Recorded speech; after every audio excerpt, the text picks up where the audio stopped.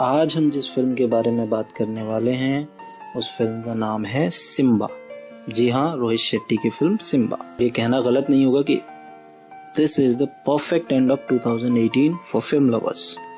Well, story शुरू होती है एक छोटे से बच्चे से जो कि पॉकेट मार है, ऑर्फन है। उसका एक ड्रीम है, उसको पुलिस ऑफिसर बनना है। उसी ख्वाब को वो पूरा भी करता है। उसी ख्वाब की ताबीर में हम देखते हैं करप्ट पुलिस ऑफिसर भालेराव संग्राम यानी कि सिम्बा। हालांकि फिल्म में कुछ ऐसे इंसिडेंट्स भी होते हैं जिसकी वजह से यही करप्ट ऑफिसर ऑनेस्ट भी हो जाता है और यही इस फिल्म का टर्न भी है। आप फिल्म के ट्रेलर में भी ये सब देख चुके हैं, सो स्पॉइलर नहीं है। ये फिल्म की जो स्पीड है वो भी ठीक ठाक ही है, आपको बोर नहीं करेगी। फर्स्ट हाफ में एक छोटा सा कॉन्फ्लिक्ट है एंड सेकंड हाफ में आपको एक सीरियस टर्न देखने को मिलेगा। ये भी आप ट्रेलर में देख ही चुके हैं, सो ये भी स्पॉइलर नहीं है। अब अगर हम फिल्म की बात करें तो ये फिल्म आपको प्रेडिक्टेबल लगेगी, but the good part is कि ये फिल्म प्रेडिक्टेबल होने के साथ साथ एंटरटेनिंग भी है।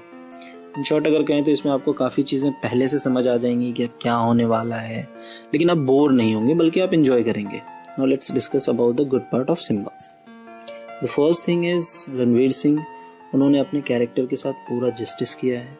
He is having so much fun with the role of Sangram Bhalerao, specially the first half full of fun, comedy, the comic punches, dialogues and उसको खूबसूरती के साथ डिलीवर करना, ये सब रणवीर सिंह ने बहुत अच्छे से किया है।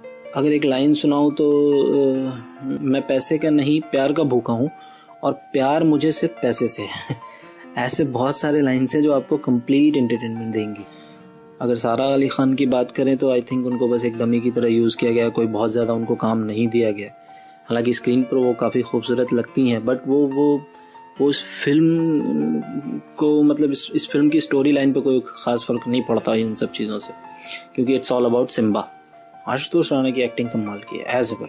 फिल्म के अंदर वो फुल टाइम इमोशनली चार्ज दिखते हैं, ज़बरदस्त डायलॉग भी बोलते दिखते हैं, जैसे कि दर्द हो घुटने में तो तकलीफ होती है उठने में।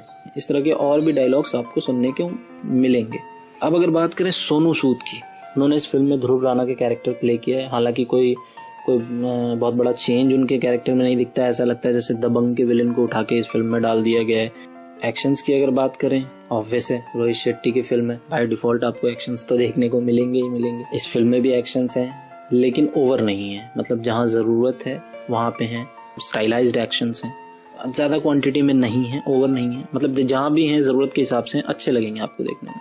सॉन्ग्स की अगर बात करें तो सॉन्ग्स भी काफ़ी अच्छे हैं, स्पेशली वो आंख मारे वाला जो सॉन्ग्स है वो तो ऑलरेडी पॉपुलर हो चुका है। फिल्म के शुरू में ही देखने को मिलता है, वो ज़्यादा इंतज़ार नहीं करना पड़ता।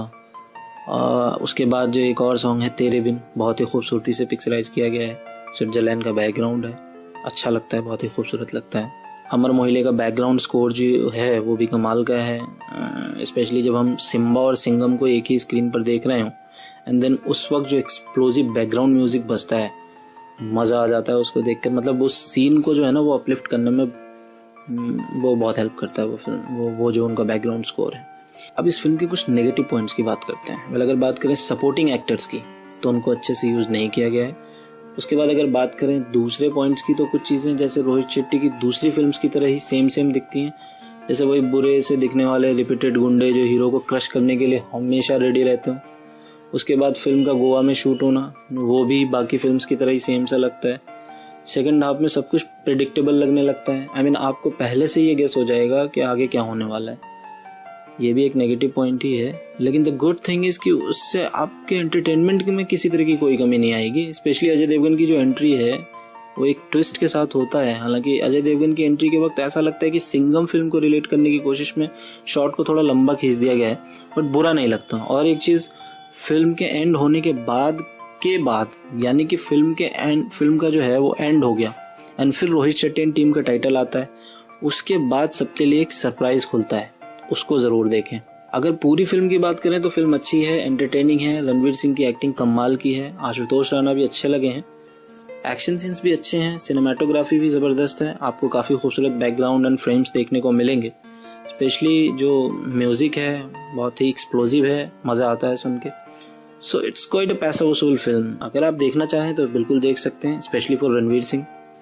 इतना ज़रूर कहूँगा कि हो सकता है आपके नज़रिए से ये फिल्म आपको बहुत अच्छी ना लगे, लेकिन आई एम श्योर कि आपको बुरी भी नहीं लगेगी और आप ये जो 2.5 घंटे की फिल्म है इससे फुल एंटरटेनमेंट लेकर ही हॉल से वापस आएंगे। So for me this film gets 3 out of 5 star. अगर आपको ये रिव्यू पसंद आया तो प्लीज़ रेडियो लाइव के चैनल को सब्सक्राइब करें, चाहे तो बेल आइकन भी दबा सकते हैं, और अगर चाहें तो इस रिव्यू को शेयर भी कर सकते हैं। बाकी आपकी मर्जी। Thank you.